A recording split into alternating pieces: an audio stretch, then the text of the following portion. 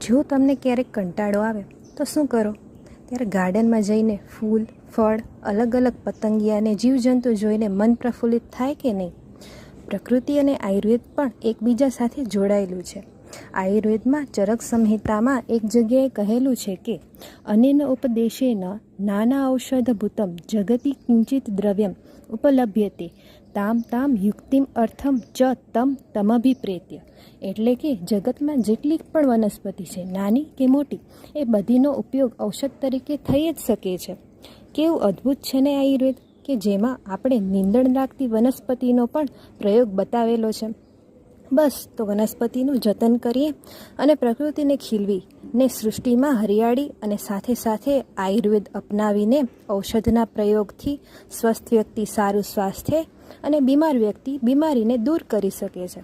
તો બસ ચાલો કરીએ વનસ્પતિનું જતન, સાથે સૃષ્ટિનું રક્ષણ. માનીએ આયુર્વેદનું કથન અને પામીએ સ્વસ્થ શરીર નામનું અમૂલ્ય રતન. જય આયુર્વેદ.